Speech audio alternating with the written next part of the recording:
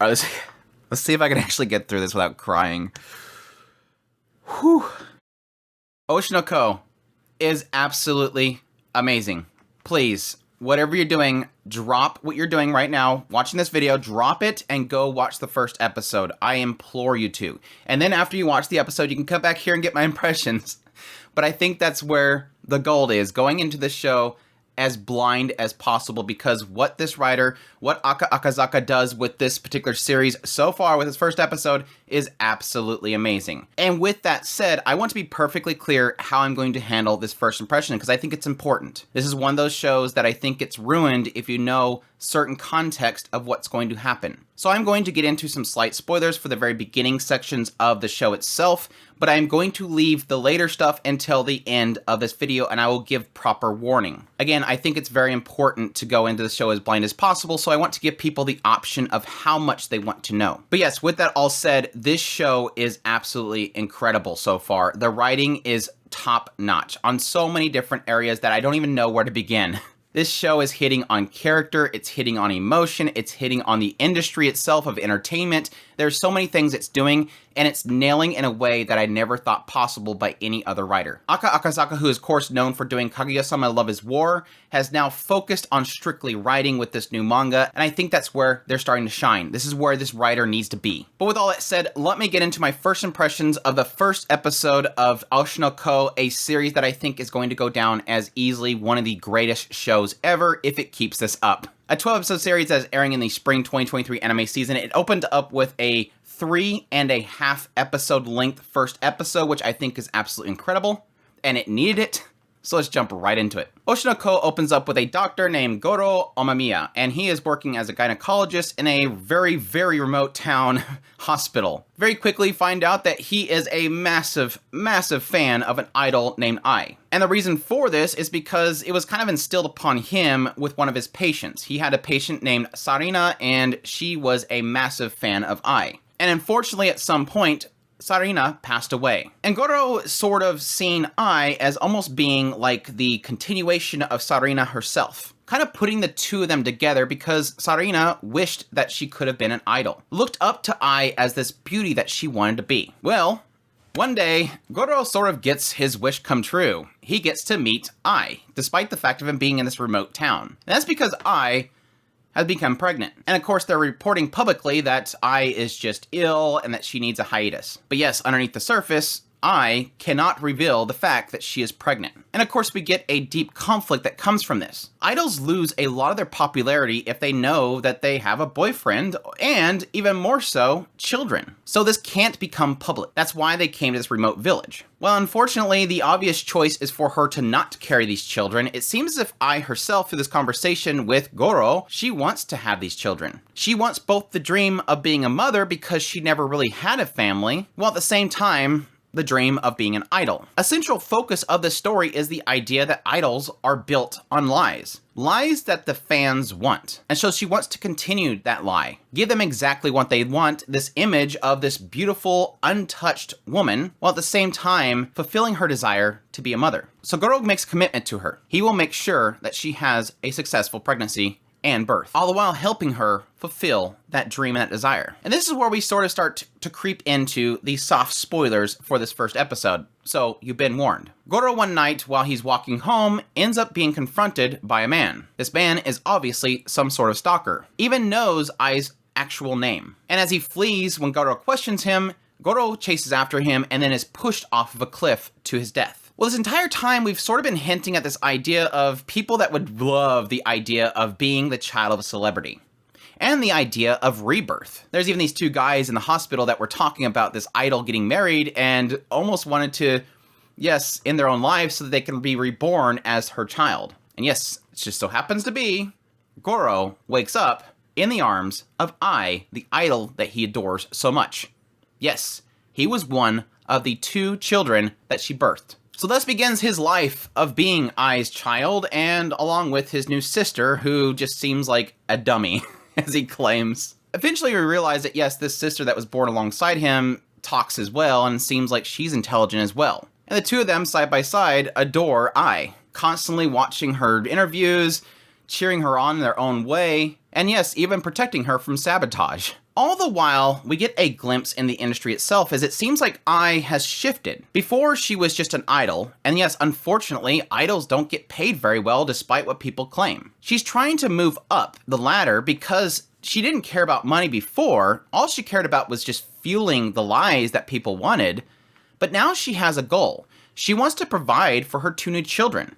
And so she wants to move up in the world. And that means getting into the acting industry. It's get into being a solo performer and actor. And yes, it's a very difficult task for her to break into because what is expected of a person being an actor or a soloist is different than being a group clump idol group. And that's kind of where I'm going to leave it for these soft spoilers. I loved every single minute of this, yes, like I said before, 3.5 episode length episode of Oshinoko. This writer is absolutely genius. And this goes on multiple levels. I still feel there is a tinge of Akasaka's humor in there, especially early on with one of the nurses with Goro and how she would kind of respond to everything that he's being fanatical about. It really had that feel of Kaguya-sama Love is War. But again, like I said before, I think where this show shines is finally getting to see the purest form of Akasaka's writing. Weaving together a plotline, characters, emotion, and driving forces that all seem to be culminating into a story about the industry and how it affects those that are involved in it. And that's where it's pure writing gold. It sort of just starts off as this idea of somebody that looks up to an idol and then being presented with the ability to then be with that idol all the time. The goofy struggles that comes with, yes, I want to make sure that I'm always focusing on drinking out of a bottle because I cannot cross that line as a fan. To yes, him acting like some sort of deity in order to push somebody not to reveal a secret. But what sort of transitions from there, like I said, is when Ai herself focuses on the desire to become more popular and thus make more money, all for the sake of the one thing that she loves with her children. And how it presents the industry itself, I think, is very, very clever, entertaining, but also very insightful. These are a lot of things that I honestly already know based on my research of these industries. How difficult it is for an idol themselves to be successful and make a lot of money, how much that money is distributed within the companies themselves and everybody involved, the lies they tell each other in order to sell the product and see the numbers, and additionally how difficult it is for somebody to retire and transfer into a different role.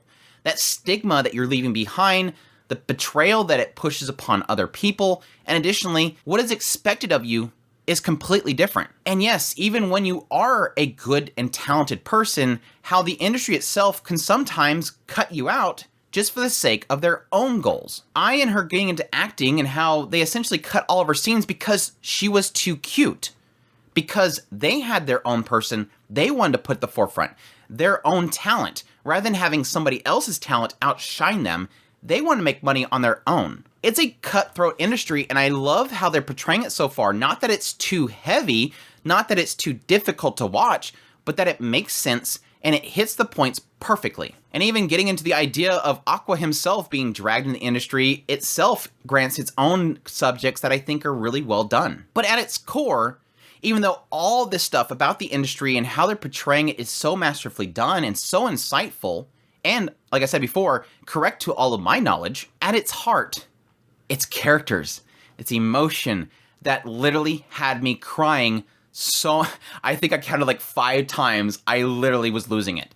This show made me cry so many times, and I'm so happy about that because I honestly, for myself, I don't get emotional much when it comes to stories.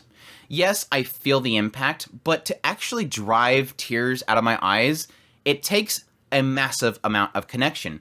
And this show and this story pulled that off so well. Again, transitioning from being a fan of an idol to now being in the arms of that idol to then invoke emotional connections that literally break me is so amazing. I'm gushing and not talking enough, but it is so absolutely fantastic. And that's where I want to start to get into some even deeper plot lines. So you've been warned. Ruby broke me on so many levels about the midway point through this series.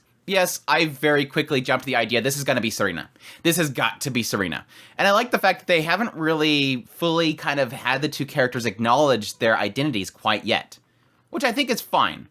I think that's something that could be really entertaining later on to kind of come up to the forefront. But yes, Serena was obviously a very tragic point in the earlier segments, and this desire for wanting her to be able to do exactly what she wanted to do, it hurts. Tumors and cancers and stuff like that is a tragic thing, and it's a loss that really truly does break my heart, especially for the young and those that are unable to actually fulfill their full life. And so yes, despite me being like, oh, it's obviously going to be Serena, it still hit in the idea that I'm like, yes, yes, yes, I'm getting emotional.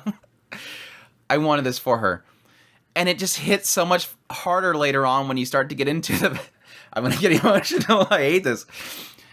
Getting into her fears of falling. She's always walking and moving as if she's just waiting for the moment that she's going to fall, because it was instilled upon her in her previous... Stop it, Andrew. Stop it. It was instilled upon her in her previous life that if she falls, it's going to be so detrimental to her. A simple fall is death. A simple fall is debilitating. It's an unrecoverable thing, especially if you're seeking treatment. And so to have that realization, and Ai points it out but doesn't know why it's there, but yet Aqua knows, yet Ruby knows. But the moment that she gets that instilled confidence from Ai, it's like a blossoming of an idol. A blossoming of literally what she always wanted to be. And she's dancing and... Chill.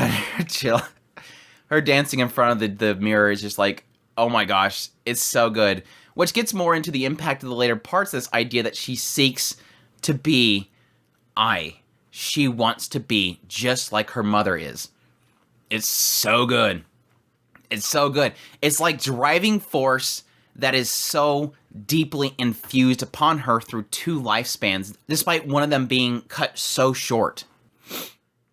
Whew. Okay. I'm gonna get through this. I swear I'm gonna get through this. I'm gonna get through this whole video. But yes, I did love the interactions with the president's wife. That was great as well, because she kind of turned from a villain into something so much more. I love the earlier segment. She's gonna betray them, and yet they have to stand up there and act like they're gods and goddesses that are sent to by the god of entertainment in order to make sure that Oshino is extremely successful. It was super good. But again, taking it from a villain to a character that honestly, again, at some point made me bawl my eyes out was so freaking good. Aka Akasaka is so amazing. Can I say that again? They're amazing. Putting aside Ruby, I think I love her to death. I really didn't think I would love her, but I absolutely love her to death. I love every time she gets angry on the internet. Her breakdown later on at the nasty messages that were on social media was like, oh, girl, I feel you. You gotta get away from it. You gotta get away from it. You got to get away from it. It's toxic as hell, and it's never positive. Anyways, Ruby aside, Aqua as well, I think, is an incredibly well done character because he is from the perspective of an Idol fan. Throughout the entire beginning segment, he is an Idol fan for Ai. Even when he was a doctor, even when he was Ai's son, he is still always just watching. And I love that they kind of purposely did that he's always watching. And it isn't until at the point in which he starts to see Ai getting into the acting and everything, he purposely steps in from the role of observing just to help Ai. And at some point ends up seeing a lot of insight in the industry itself and what his own true talents can be. This is sort of kind of like a Mushoku Tensei sort of situation where you have somebody that is put into the body of an infant and thus still has the knowledge of his previous life, the mannerisms and everything that kind of reflect that something that's not a child. And so that catches the attention of the director, and so he obviously wants to use Aqua in his own story, purposely going out of his way to write Aqua into a story because he's kind of creepy. And again, it like immediately reminded me of Rudius. I'm like, yeah, he creeped everybody out when he was young because his mannerisms and the way that he talked was older. And it ended up working as a benefit for him, but also sort of pulled him into the front and made him not be just a fan standing on the outside anymore. God, this video is going to be so freaking long. This video is going to be so freaking long. It technically is 3.5 episodes length of a show. And that gets us all down to what I need to talk about, which is massive spoilers. So, again, if you're watching this, and I implore you, if you have not watched the episode, please go watch it. I don't want to talk about this until people have watched it. But if you just don't care about spoilers, or if you watched the episode already, you can keep watching. But yes, the final scenes absolutely broke me. And it was the build-up to it, honestly, that really did destroy me the most. We very quickly kind of established this idea in the earlier segments of the episode that, yes, Ai Hoshino drills into this common knowledge that idols are lies. Goro says the same thing. Idols are lies. The fans know that idols are literally a lie. Yes, there's probably going to be some that think the lie is true, but most people know that it's a lie. It's a fictitious character. An idol is a fictitious character this industry molds. It's not their true self. What you see behind the scenes is their true self, unless they constantly are keeping up that facade. They are wearing a mask. And it's this lie that is essentially Ai Hoshino's love. She has never had family. When she was confronted by Ichigo to be an idol, she's like, I can't love people. I would have to fake it. And he's like, that's perfectly fine. Because idols are a lie.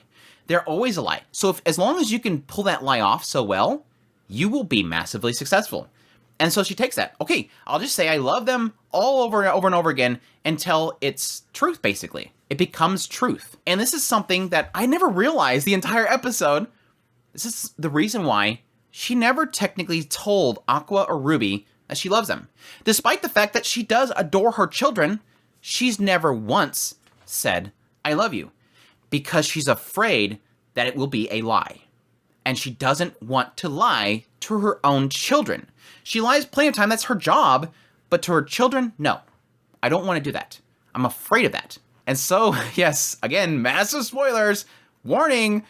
So when we come to that later segment, and again, building from that, have that moment where she finally does tell them a truth. It's unfortunately at the last moments of their existence together. And it freaking hurts. It freaking hurts so bad. Yes, this guy comes by, that is the stalker, the one that pushed Goro off the cliff, shows up, busts through the door, and stabs Ai. And in her final moments, I like that the fact that even when this guy did such a terrible thing to Ai, robbing her children of their mother, robbing her of her life, betraying that love that is essentially established between the fan and the idol, because he feels betrayed. She's like, that's exactly the truth. My lies are my love. And this completely obviously throws him off and he runs out, but that final moment, they wouldn't let Ruby in the room. Aqua's like, no, don't come in here. You can't see this. And then finally in her last moments, finally being able to tell her children that she loves them. It hurt. It hurt so much. And they didn't hold back. They held nothing back in the betrayal of that scene. It was brutal. It was violent. And at the same time, massively tragic. And to be able to pull that off, and like I said, I just couldn't stop. Like, it was just flowing. It was so beautifully portrayed. And like I said, it was so much a culmination of everything that came before it. Again, Akasaka is absolutely brilliant in how he laid this out. And it works so perfectly to hit on that point. Now, I will say, I do have one complaint there. Dogokobo did a really good job of this episode, and I hope that they keep this quality up. I've kind of been nasty with Dogokobo for a while now because I felt like their quality, despite the fact that I was a massive fan of theirs early on, they fell off at some point. And I'm like, please don't fall off on this show. And they did a really great job with this episode. I just didn't like that last frame. The last frame of I was off. Now, it could be artistic choice to make her look like this soulless doll, but she really did look like a husk, and it didn't make much sense. Yes, it pulled off this idea that she's dead. Plain and simple, she's dead. But it didn't look right. It looked fake, and it was almost like they were trying to put way too much detail in the shot itself, almost like a death beauty, and it didn't work. So I don't know if that's the same for everybody else. I didn't like that shot. It didn't ruin the show. Don't get me wrong. It didn't ruin the scene. I was still bawling my eyes out. It was just like by that brief shot, I'm like, that's off. But I was still impacted by the scene itself. I'm going on 30 minutes of recording. I'm going to have to record 2 videos. Yes, I kind of assumed it was going to be the father. And I think I jumped on that idea. I think about the time that Aqua or Goro was starting to try to figure out who killed him, and the fact that his body was still not found. Because I think about the same time they were starting to hit on the idea of a father. And so my assumption was going to, how did he find out where they're at? She told him. And the moment that I went to call the father to make the meetup, I was like, yeah, it's him. The father was definitely who told this guy. The father's probably wanting to get rid of these children. He probably didn't want Ai to have the children. He knew that it was a possibility that it could ruin his career, and so he wanted Ai to get rid of them. That's why she went out to this remote hospital, obviously to also keep it a secret as well, but I think he wanted them gone. So he ended up informing this guy that, yes, she's pregnant, go get her, kind of thing. So I'm kind of glad that at the end of the episode, he picks up on it. And that, of course, becomes technically Aqua's driving force. He's like, he's so mad. He's like, he thinks that Ruby's going to recover. She has that personality. She's been through terrible things. Her previous life, she went through terrible things. This is a girl that knows how to bounce back. She's been through hell. But it's different for him. He's not going to let it go. And so he quickly figures out, oh, it's got to be father.